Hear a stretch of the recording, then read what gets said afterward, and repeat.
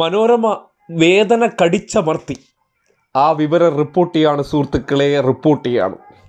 കേരളത്തിലെ കോൺഗ്രസിലെ ഒരു സംഘടന വിചാരിച്ചാൽ ഈ നാട്ടിൽ ഒരു ചുക്കും നടക്കില്ല. അത് മാധ്യമങ്ങളുടെ ക്യാമറകൾക്ക് മുന്നിൽ പൊലിപ്പീര് മാത്രമേ ഉണ്ടാകുള്ളൂ എന്നുള്ളതിൻ്റെ യഥാർത്ഥ തെളിവാണിത്. വിഷയം KSRTCയിലെ കോൺഗ്രസ് അനുകൂല സംഘടനയായ TDFിൻ്റെ പണിമുടക്കായിരുന്നു. എങ്ങനെയും KSRTCയെ കുത്തുപാളയടിപ്പിച്ച് അതിൻ്റെ പേരിൽ വായ്ത്താരി ഇട്ടുകൊണ്ട് നടക്കണമല്ലോ, അതിനുവേണ്ടി നടത്തിയ ആ പ്രവർത്തനമാണ് മനോരമ സങ്കടമടക്കിപ്പിടിച്ച് ഇങ്ങനെ റിപ്പോർട്ട് ചെയ്തിരിക്കുന്നത്. കോൺഗ്രസ് അനുകൂല TDF യൂണിയന്റെ പണിമുടക്കിൽ വലയാതെ KSRTC സർവീസുകൾ മുടങ്ങാതിരിക്കാൻ താൽക്കാലിക ജീവനക്കാരെ ഉപയോഗിക്കുന്നുണ്ട്. ജീവനക്കാരെ ഭീഷണിപ്പെടുത്തി ജോലി ചെയ്യിക്കുന്നുവെന്നാണ് TDFന്റെ ആരോപണം. അരുൺ നേരത്തെ പറഞ്ഞതുപോലെ ഒരു വശത്ത് സമരവുമായി മുന്നോട്ട് പോകുമെന്ന് TDF, എന്നാൽ സമരം പൊളിക്കാനുള്ള നീക്കവുമായി ഗതാഗത മന്ത്രി, ഗതാഗത വകുപ്പും. അപ്പോൾ ഈ സമരം പൊളിക്കാനുള്ള നീക്കം ഫലം കാണുന്നു എന്ന് വേണോ ഇപ്പോൾ വരുന്ന വാർത്തകളിൽ നിന്ന് മനസ്സിലാക്കാൻ?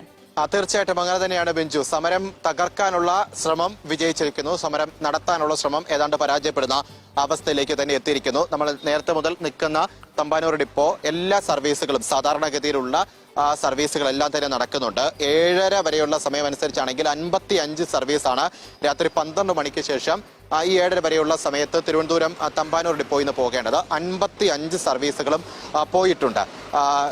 തൊട്ടടുത്തുള്ളത് അല്ലെങ്കിൽ തിരുവനന്തപുരത്തെ പ്രാദേശികമായിട്ടുള്ള സർവീസുകളൊക്കെ നടത്തുന്നത് കിഴക്കേക്കോട്ടയിൽ നിന്നാണ്. അവിടെ നിന്ന് ഏതാണ്ട് 100% സർവീസുകൾ പോയിട്ടുണ്ട് എന്നുള്ളതാണ് കണക്ക്. നെയ്യാറ്റിൻകര, നെടുമങ്ങാട്, കണിയാപുരം അടക്കമുള്ള മറ്റ് ഡിപ്പോകളിലുമൊക്കെ തന്നെ അതാണ് അവസ്ഥ. നമ്മൾ നടക്കുമ്പോൾ തന്നെ കണ്ട ഇഷ്ടംപോലെ ബസ്സുകൾ വരുന്നു, പോകുന്നു, യാത്രക്കാർ കയറുന്നു. അതായത് സമരം എന്നുള്ളത് ഒരു പ്രഖ്യാപനത്തിൽ ഒതുങ്ങി എന്ന് പറയേണ്ടി വരും. കേട്ടില്ലേ, കോൺഗ്രസ് എന്ന സംഘടന അങ്ങോട്ട് സമരത്തിന് ഇറങ്ങിയ ഇവിടെ സ്തംഭിക്കൂ എന്നൊക്കെ പറയുന്നത് ഇതാണ്. ആര് സ്തംഭിക്കും? ആ ജോലി എടുക്കാത്തവന്മാർ സ്തംഭിച്ച് വീട്ടിയിരിക്കും. KSRTC എങ്ങനെയെങ്കിലും രക്ഷപ്പെടുത്താനുള്ള ഊർജിത ശ്രമമാണ് മന്ത്രി KB ഗണേഷ് കുമാറിൻ്റെയും സർക്കാരിൻ്റെയും നേതൃത്വത്തിൽ നടത്തി വരുന്നതും. അതിനുവേണ്ടി അശ്രാന്ത പരിശ്രമം നടത്തുമ്പോൾ സ്വാഭാവികമായിട്ടും നന്നായി വരുന്നു എന്നറിയുമ്പോൾ എന്ത് ചെയ്യണം? അള്ളു വയ്ക്കണം. ആ അള്ളു വയ്ക്കാനുള്ള പ്രവർത്തനമാണ് നടത്തി നോക്കിയത്. പക്ഷേ വിദഗ്ധമായിട്ടുള്ള ഇടപെടലിലൂടെ സമരം പൊളിച്ചടുക്കി കൈ കൊടുത്തിട്ടുണ്ട്. ഈ പണിമുടക്കിയ ഉദ്യോഗസ്ഥർക്കെതിരെ നടപടിയെടുത്തുകൂടി മാതൃക കാട്ടണം. കാര്യം സംഘടനകൾ വേണ്ടെന്നോ തൊഴിൽ ചൂഷണമുണ്ടായാൽ അതിനെതിരെ പ്രതികരിക്കരുത് എന്നല്ല, പക്ഷേ ചുവരുണ്ടെങ്കിലേ ചിത്രം വരയ്ക്കാൻ പറ്റുള്ളൂ. കാര്യം വലിയ സാമ്പത്തിക പ്രതിസന്ധിയുള്ള ഒരു കോർപ്പറേഷനാണ്. ആ കോർപ്പറേഷനിൽ വരുമാനമുണ്ടായാൽ മാത്രമേ ആ ജീവനക്കാർക്ക് ശമ്പളം കൊടുക്കാൻ പറ്റുള്ളൂ.